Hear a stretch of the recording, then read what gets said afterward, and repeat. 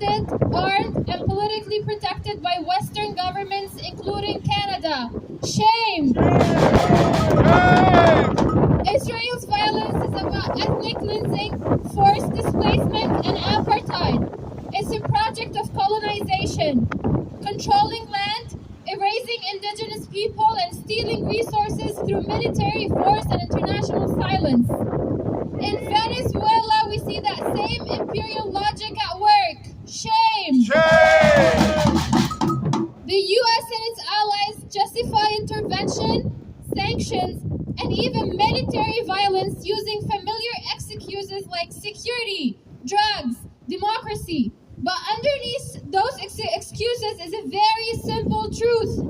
Venezuela has oil, and powerful countries want control over it. These interventions are never about protecting the people. They are about protecting profits. And Israel is not separate from this picture. Israel is a key partner in the global imperial system. It's a testing ground for weapons, surveillance, and repression that are later exported to the world. What is used against Palestinians today is sold tomorrow to governments and regimes repressing people everywhere, including in Latin America. Shame!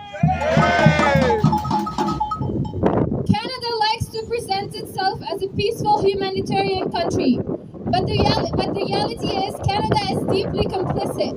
Canadian arms and technology end up in Gaza. Canadian policy shields Israel from accountability.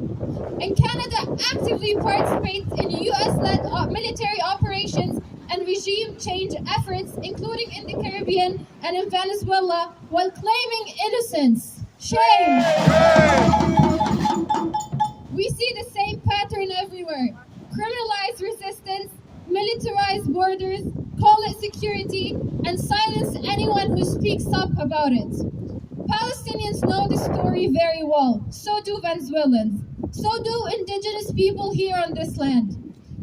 Because when one community is targeted for standing up to colonization and imperialism, the message is meant for all of us. When Canada funds genocide abroad while cutting healthcare at home, when it spends millions on military operations while communities struggle to survive, that is not a coincidence. It's a choice by our government. Shame! And we are here today to say, end Canada's complicity in genocide and imperial violence. Canada must immediately stop providing political cover and funding to Israel and other regimes committing war crimes and crimes against humanity.